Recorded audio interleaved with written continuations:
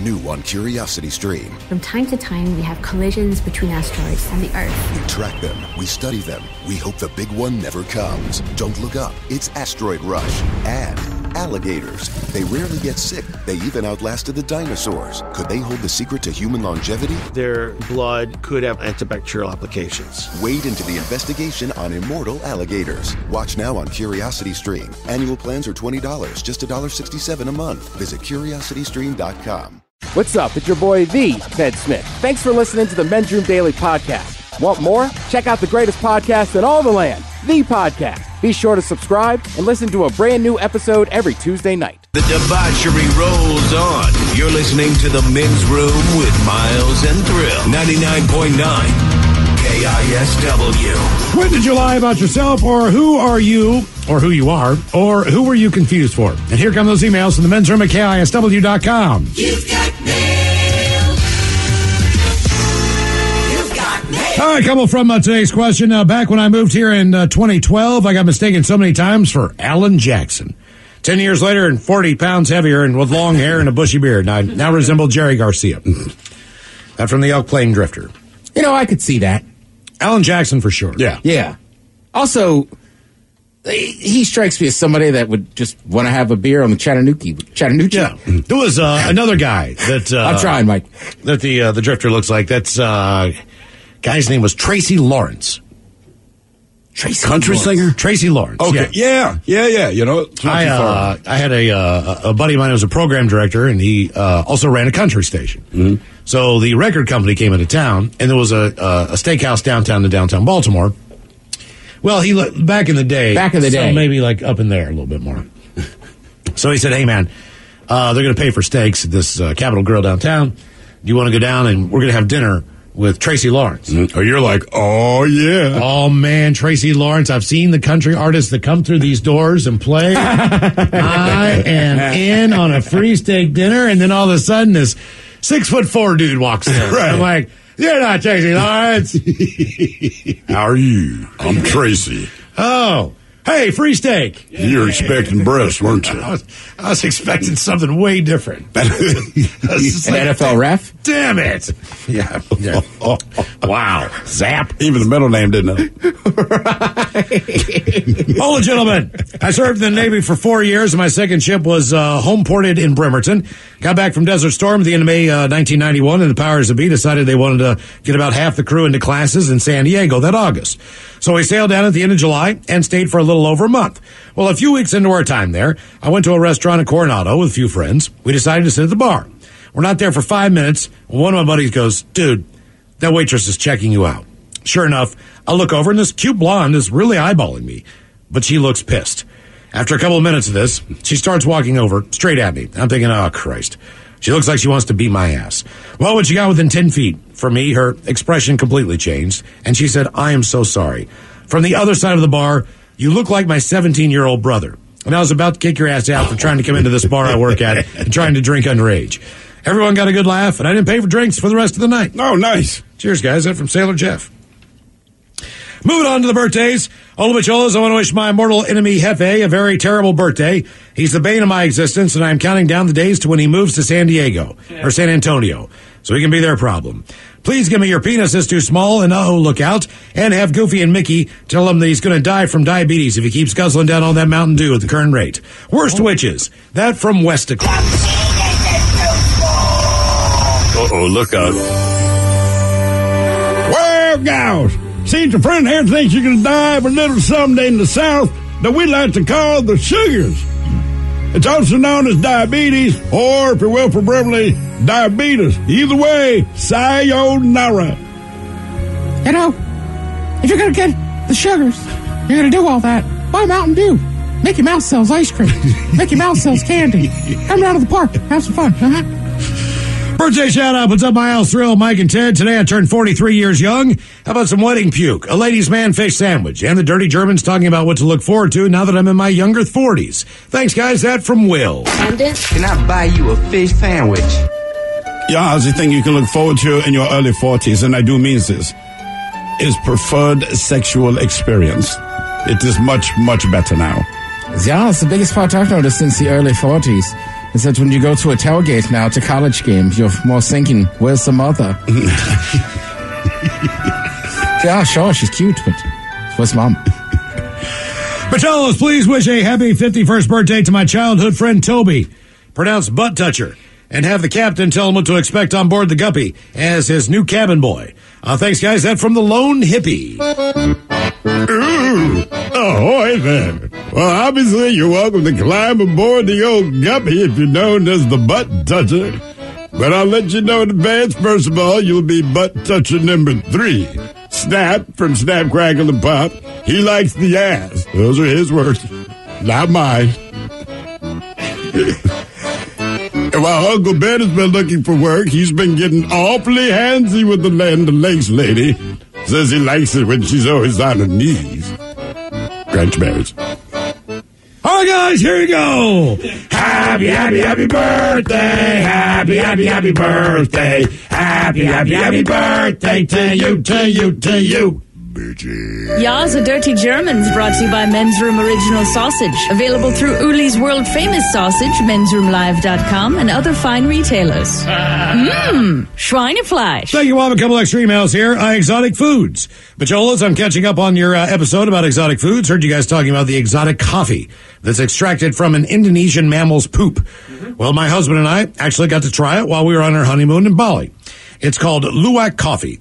And although it's outrageously expensive in the U.S., it's actually quite cheap in Indonesia and costs us about $5 a cup. We got to visit a farm where they raise the animals and got to see the entire process of how they made the coffee. Animals were quite cuddly. They enjoyed being petted and were very friendly with visitors. They climbed all over us. Once you get past the fact that you were drinking coffee made from poop, coffee itself doesn't taste that bad, just a little bit more bitter than a regular espresso. Thanks for the great show. That from Victoria. I mean, I feel like most of the, fruit or vegetables we eat probably had manure on them at some point, right? Mm-hmm. Yeah.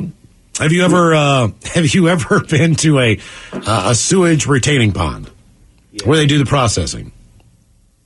I'm sure I've walked by one. Okay. Depending on, in West Virginia, how well they take care of the maintenance on these things. They do have a huge fence around them, all right? But as kids, we had to circumvent one of these, and they have a pump station and all that stuff, and it's kind of a purification plant, so to speak, I guess, before they release it into the stream. Not exactly sure. The banks of that retaining pond are zucchini. Yep. They are tomato plants. All right. They are peanuts. You name it. You could just try to identify what it was when you look through the chain link fence. Did you ever eat any of it? No, because it was barbed wire. You couldn't really get in Would there. you have eaten it? Like, this tomato was grown because the seed was in someone's turd, right? Mm-hmm. And I'm sure cherry they do quite tomatoes, well. beefsteak tomatoes, like plum tomatoes for sauce. You name it. They were all along the perimeter. Some plants we couldn't identify. The one was there's a sunflower that grew, and I swear to God, it was 25 feet high. I mean, it was the biggest sunflower I've ever seen in my life. And you know where it's coming from. Of course. Who was planting the seeds, you think, or throwing them down? It's from your poop. It's from the sewage. Oh. Right, because you don't process seeds. Just like you were saying. Okay, I see. So that's why those particular plants. Watermelon. I mean, Right. God almighty. And that stuff grows and sprawls out. I think I'd still eat it. Pumpkin, you name it, man. It's insane. I wouldn't eat it next to the poo, but I'd eat it. Yeah. Well, I mean, that's basically fertilizer. Yeah. Mm-hmm. But it's not like I walk out and, diarrhea in my garden at the yard. Weird and trashy food. I know for sure there's some things people really like that grow on poop. I know. I know. Oh, yeah. Guys, I grew up in a small farming town near Fresno, California. I ate a peacock. My aunt's family ranch had some peacocks and peahens. And over the years, they had too many. It was pretty good. Fowl often has a very similar taste, but I'd say closest to chicken. I was about 10 at the time. I'd eat it again. That from Kelly, the red-headed nanny. Never eaten a peacock. In Dallas, Texas. You guys ever had emu? I have not. Its meat, for whatever reason, is purplish. I've heard that. Same with the ostrich. And I've heard that crazy. It's good. Yeah. It's like it's healthier than ground beef or something like that. Right. Like it's less cholesterol or something like that. So if people are trying to get healthier, they'll go the emu. Right, but I know. It's like, on buns. Did you eat Doug? Right, isn't that the guy? He's the dude. Yeah, legal emu. And doesn't Kelly, the red-headed nanny in Dallas, Texas, sound like a porn movie? Yes. That's what I was thinking, too. Kelly. And one more, because nanny. This one made me laugh because I read the subject wrong. So I read Mexican mole. All right. Which is one of my favorite things. I know you guys don't like it that much. I did the same thing. Okay, Mexican mole.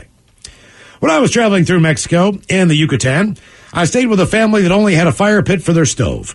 The aunt came by and was so happy to share her meal. I was the foreigner and made empanadas.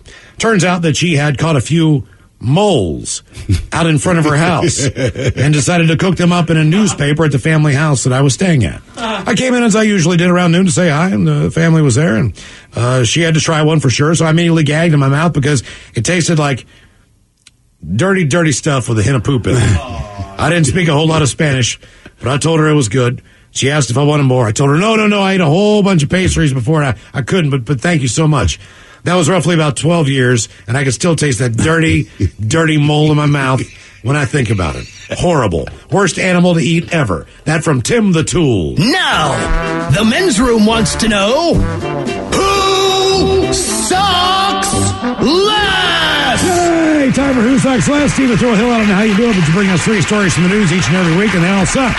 But it's up to us to determine, out of the 3 stories, which one sucks the least. Now, if you happen to follow KISW on Twitter, the debate is already underway on Who Sucks Less. Yes, indeed. And today we travel around the world a bit. Of course, the U.S. will be represented, this time by the fine state of Pennsylvania. We will head to the United Kingdom, and then we will go to Dublin, Ireland. But let us start in the U.K., where a man found himself in court after staggering topless across a busy highway and shouting at a field of sheep before opening a stranger's car door and urinating on a 9-year-old boy sitting in the back.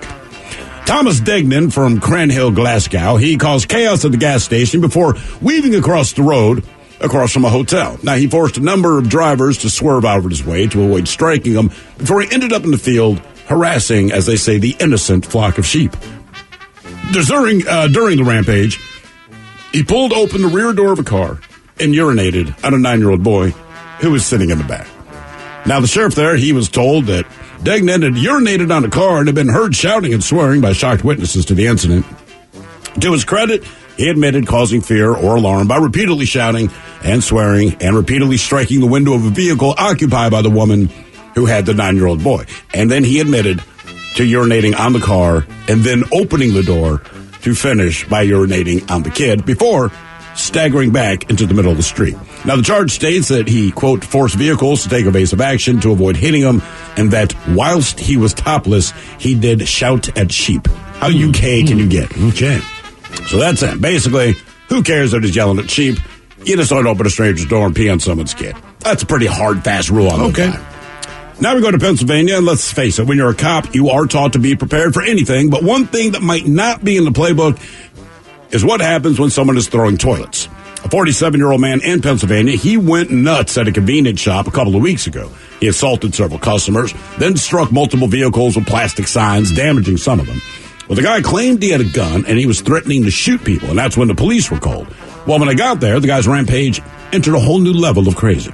The guy climbed the fire escape of a nearby apartment building, then threw rocks down at the officers. Then he got up on top of the roof of the building and threw a toilet off of the roof along with a paint can. Now, no one was injured. People are wondering, why was there a toilet sitting loose on the roof of a building? We don't know. But the guy also broke a window into the 3rd floor of the building. That's where police were finally able to catch him. He's facing charges of aggravated assault, criminal trespass, etc., etc.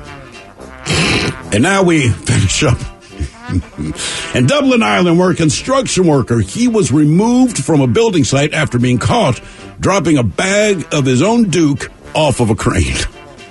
He was caught, as they say, brown-handed and removed from the site after management got wind of the incident. A notification of removal from the site signed by the project manager explains that the man who was working on the site through a subcontractor. He will never work on any company sites again. Now, he actually posted video footage of this, all right? And in the footage, a man, he reveals a plastic bag full of poop, and he's standing in the cab of the crane. The plastic bag is tied tightly, and the man jokes about, quote, the joys of being a crane driver. There is some toilet paper clearly visible inside the crane. Well, the man, in a second video that he posted, swings the tied bag of poop above Dublin's sideline before slowly dropping it onto the rooftop directly beneath the crane while he's cackling merrily to himself. The bag, by the way, it plops onto the roof, opens up, and it lands next to a skylight, leaving a nasty mess. spokesman for the company, they said they took immediate action over the, quote, highly regrettable incident. He has been removed. So there you go. Basically, we have the topless man in the UK who's drunk, rips off a shirt, yells at sheep, and pees on a kid. Guy in Pennsylvania who, I don't know what's going on with him, but ended up throwing a toilet off the roof at police officers, pelting them with rocks. And then finally, the crane operator who took a bag of his own poop and lowered it slowly from the crane onto the rooftop of a building below. Jen, if I'm the judge, I think this is an easy case. As far as the one that sucks the least. The 9-year-old, the fact that the man opened the door and peed on the 9-year-old boy. Come on, man. That will traumatize that kid for a long, long time. Not only is it a chaotic scene, his parent does not know what's going on, but the end result is, for some reason, this kid in the backseat, he gets peed on for absolutely nothing. By a stranger. By a stranger who's got his junk out in front of him, urinating on him. That is the worst, okay? It is. The only thing I could say is I hope that guy is just that hammered. He just thinks it's a bathroom. Either way, it's about the kid. The kid doesn't understand what it's like to be drunk yet. Nope. I mean, he knows what it's like for his parents and his friends, but that's a little bit much. Now, in Pennsylvania, he's throwing a toilet off of a roof at cops. He breaks into someone's apartment. Granted, no one was injured, but he was obviously a menace and he could have hurt somebody. So I'm going to say the person that sucks the least is the Dublin crane operator who was dumb enough to film himself dumping a bag of his own feces onto a skylight of a home in Dublin. I know it's not the coolest thing to do in the world. The fact that it landed near the skylight and broke open. Pretty funny for me. I'm going to say that guy, he was fired from his job. He will never do it again. Yeah. I think it's an easy cleanup, by the way. I think he sucks the least. I think what you got to think about is premeditation in this one, right? Okay. So, you're right. The guy peeing on... That guy's just... He's the worst. But, again, I'm hoping he's just that drunk. Like, he didn't mean to pee on a kid. I don't think that... Look, the one thing to say, like, he was out of his mind drunk. And to his credit, not defending anything he did, but at least he said, No. yes, I did all these things. All right. So, you're right. It seems like the crane operator is the one who sucks the least. But also, he broke those people's skylight. Whereas, the guy in PA... I mean, he wasn't running with that toilet. He was simply running from police and then got on a roof, and there was a toilet available. It is Pennsylvania, and they have random toilets in the bottom of basements that don't have any enclosures. So I'm wondering, is that like the reverse Pittsburgh toilet? Right, just put it up on just the roof. A Pennsylvania toilet. You go up there, got a nice view.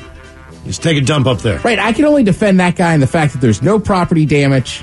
Right, none of the cops got hurt. No, nobody got hurt. He was just losing his mind. Right, so the guy in Dublin, he still broke their glass. They're going to have to pay for that. I'll go with toilet thrower in Pennsylvania. Okay. Somebody here says, that kid could have been on fire. Thank goodness for this man's full bladder. Debate continues on Who Sucks Less if you follow KISW on Twitter. You are listening to Men's Room. 99.9 KISW. The shenanigans continue.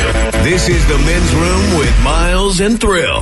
Coming up in just minutes, we will drink, we will toast with a shot of the day. And we do have your headlines on the way at 5:50. But first, a quick check-in with Mike Hawk and some of the stories and headlines he is not working on. All righty. Arby's is selling 3 new plushy pet toys that are inspired by their signature items.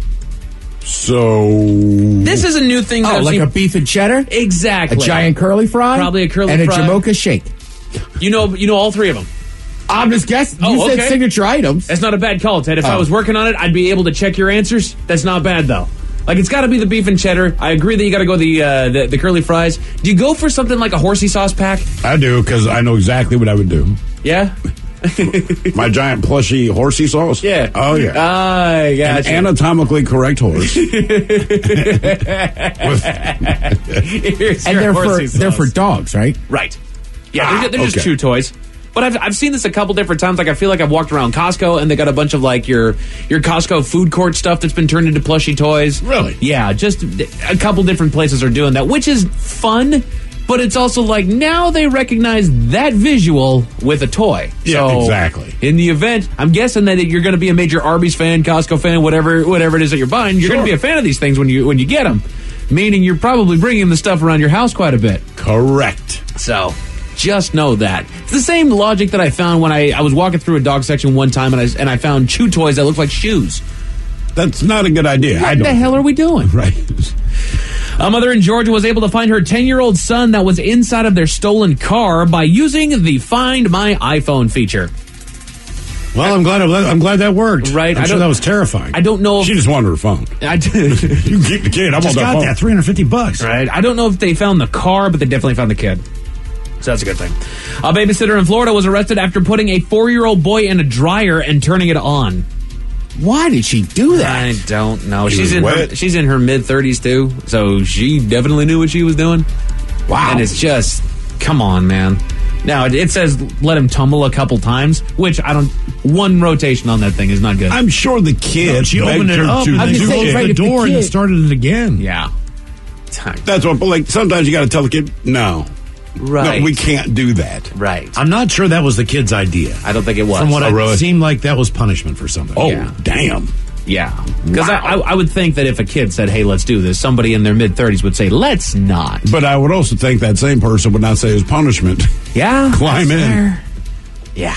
A new survey found the most common first word for kids. Anybody know the most common first word for kids? Mama or dada? Right? It's one of the two. Dada.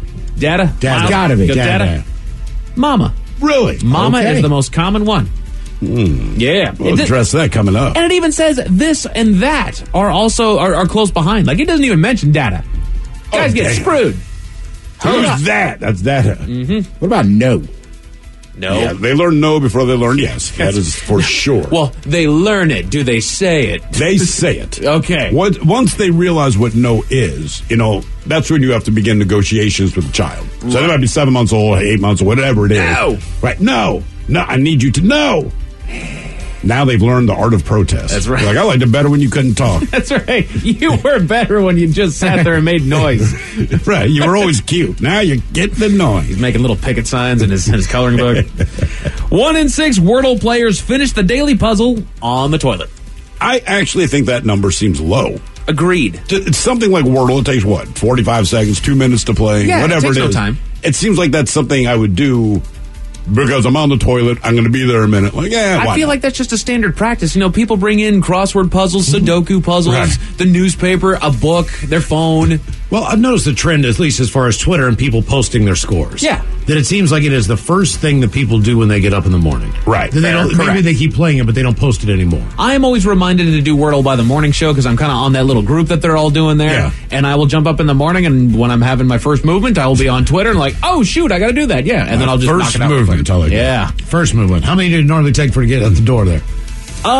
It's usually 1 in the morning, and then there's a decent sized one here in the afternoon. Uh-huh. I don't know why the 1 in the morning is kind of the precursor, but it is. I'm usually a doubler in the morning. Me too. I get up, I drop one about an hour and a half later, right before I shower. It's like, oh, this is the real one. I got a pre and a post gym. Oh yeah, that knocks it loose, man. It really does. I just hate leaving the house knowing there's more left. Agreed. You ever poop and then you stand, you've wiped everything, and you realize as you're about to leave the bathroom, there's more. There is. And it sucks in a public restroom. And it's almost So like they're ah. holding it hostage. I know, they're all at once. Right. All at once would be great. I'm sitting there like, I know I'm not done. Let's go. Right. Come on. Everybody out the pool. Let's go. I had a beautiful one this morning, though. Attaboy. Still proud. Double tapered. It was. It's one of those you look at it before you flush it. Damn, I look at them all. If you're anything else, Well, I'd you keep look at it, but I gave this one a double take. I was like, that's a good looking poop. It's one of the reasons I hate the auto flush, because you don't get a really chance to inspect it. They're like, oh, come on, see that man. bad boy, That's man. not okay. Show your face. You ever get the submarine? It's nothing else, just one long string that just disappears into the void. Yeah. It's great. Usually you can tell when you're doing it. Right. Then you flush the toilet and it looks like it's slurping up a spaghetti noodle. Right. Moving on. Lululemon is buying back used sweaty clothes to resell. They Just should know give that. those away. Yeah. If you want it, understand what it is, you can have it. It's been washed. Sure. Right. There it is. A recent poll asked people what outdoor features that they'd want specifically to make their neighbors jealous. They say neighbors can be competitive about the dumbest stuff. You mentioned that you haven't had 15 minutes to pick some weeds, and they talk about how exhausting it's been installing a new sauna in their backyard. Oh, so right. people, they do these projects. Obviously they want these things, but it's also to kind of, puff their chest at their neighbors. I mean, I would think like a cool-shaped in-ground pool. There you go. Is this inside or outside? Outside. It's all outside. It's outside. Yeah, this is what your neighbors are going to be looking at you, and you're doing it to make them a little bit jealous. These are accents to your house, to your yard, your patio. I mean, I got to go to the kitchen stuff. Got to go with the the outdoor. So having a full outdoor kitchen. You have a pizza oven, like weird thing. Yeah. Smoker out there. A grill that's got a hard line with gas coming in. That would actually get me. Like, I don't care what you have, but if you had that, like, right? Damn it, man. Never having to run and read the propane. Yeah. Ted, any ideas there? I mean, I'm always impressed if somebody's got a TV out there. Oh, the outdoor TV. That's a power move, man. The grill you're talking about, Bernie has that. Does he? It's a straight gas line, and then he's got 2 deep fryers next to it. Oh, man. Now that's too much. It's just, right. And you could take his TV from inside, hook it on a thing outside. Yeah, it's like, I mean, we sit out there in the winter and watch sports. I love it. So these are the 10 outdoor features that people want to make their neighbors jealous. Number 10, an outdoor dining area. Oh, yeah. Got that. The thing is that here in Washington State, especially here in Western Washington, the outdoor dining area is practical for about a month. Maybe 2. We get about 2 good, but we have a great area for it. Just the way the house is designed. Not really anything we did, but yeah, for 2 months, we eat every meal outside. And I feel then like for 10 months, we go, ooh, we need to cover. We're almost to July 5th. It'll happen. That's right. And then you need to have some sort of cover feature on there for the inevitable pollen and nasty and pine needles that are going to be coming down on top of it. My neighbor's pine tree, dear God, I hate that thing. Oh, yeah. Ruins everything. Everything. Number 9, a fire pit. You need one of those if you've got some seats. Yes. It's good for the months like we were talking about where maybe the weather's not great, but you can stay out there a little bit longer. That's right. We don't have a fire pit, but my wife picked up, I call them like the KISS pyro towers. See them in a lot of restaurants now where the flames are shooting up and all that. Right, where you turn it on. Yeah. And it's great, man. And we have a little overhang, in front of the house. You light those bad boys up in the winter, I'm telling you, it's like 75 degrees under there. My mother-in-law bought us a fire pit for over the holidays, and I am stoked to put that thing to use this summer. Man. I'll tell you what, man. My brother, a couple of my other friends swear by that Solo stove, too. Oh, yeah. I've heard good things about that. Again, these are the 10 outdoor features that people want to make their neighbors jealous. Number 8, a water feature like a pool or a fountain. How about a pool? I would take a pool. Look, fountains are cool. And it looks classy. But, I mean, I feel like a pool is just a much bigger deal. Thank you. If you gave me the option, so you get one water field, give me the pool. Right. The kids will enjoy the pool. We will use the pool. The fountain, all I can do is look at it, and the more I listen to it, the more I have to pee. So a Solo stove, Ted, is not actually a stove, but it's a fire pit that's self-contained in a metal can. Correct. Okay. And I think it's supposed to cut down on how much smoke it actually puts out and everything. Mm-hmm. All right. So my brother's house, he doesn't have a huge area set up. You just kind of take it from the garage, you put it out there, you get a couple camping chairs, and boom, you're sitting around the fire. There you go. See, when I look over the fence and I see a pool, I am jealous. Like, doggone it, I want to go dip in that pool. If I look over the fence and I see a fountain, I'm thinking, what a douche. I know. I feel like if you have a pool, though, you're used to having more people over. Yes. Yeah, I would think so. Absolutely. Number 7, outdoor heating. Like those restaurant patio heaters like you were talking about, your KISS heaters. Yeah, I mean, they're great, man. They really are. And it's funny, we got them because my wife likes to sit outside, but it's cold here a lot. So we got them, but as our friends came over, I did not expect a reaction. We would go, these are awesome, these are fantastic. I'm like, really? Yeah. Damn, okay. I mean, they're at Home Depot, bro. It's not like we dropped $10,000. But they're cool looking and it makes it bearable to be outside. It does. It really does. Because in the summertime, you want to be outside as much as possible. You're still getting vitamin D even though the sun's gone down, man. Right. You're enjoying it out there. These are the 10 outdoor features that people want to make their neighbors jealous. Number 6, an outdoor projector to show movies. I like Ted's idea better about the TV that you can move in and move out. Well, and especially as TVs evolve, they've gotten so much lighter. They've gotten really light. Yeah. My buddy has one of the outdoor projectors. He never parks in his garage like we don't park in the garage. The difference is there's actually space in his garage. But what he did when COVID hit, they would still have people over, but everyone would be outside. So the garage is detached. And he cleared everything out. He bought these awesome, real fat kind of sofa things that line almost the whole place. Massive projector. And I mean, so sports are on, that's where we go. It's actually really nice. If I am ever fortunate enough to afford a house, I want to make the garage bar. I am garage bars are awesome. The garage bar, man. I had a buddy that made his into literally like a little English pup. I want it, man. My brother-in-law did that in his living room. Oh, okay.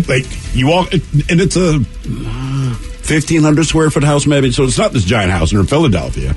And this is the front room So when you open the door, when you look to your left, what used to be the living room that nobody used, or because they had the family room in the back, but the living room, I mean, it is, and he's of Irish descent. It is covered with all sports, all Philadelphia sports memorabilia. I mean, and it's a bar that's built in. It has the taps. It has the fridge. It is a bar. They have bottles for you to throw at people.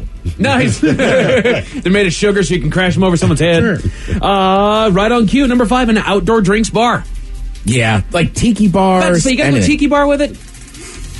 I mean, I just know somebody that has a tiki bar. Nice. And it's fun. But sometimes people, too, like, some people will put a bar, like, almost in their shed. Mm-hmm. So it's like an actual, like, bar, and then you can still hang out in the yard. Yeah, then you got those little hanging lights out there, little outdoor dance and standing area out there. Oh, yeah, especially if you put in those Edison bulbs. Come on. Got them up front, know bro. It, man. You're with it. These are the 10 outdoor features that people want to make their neighbors jealous. Number 4, a cozy seating area.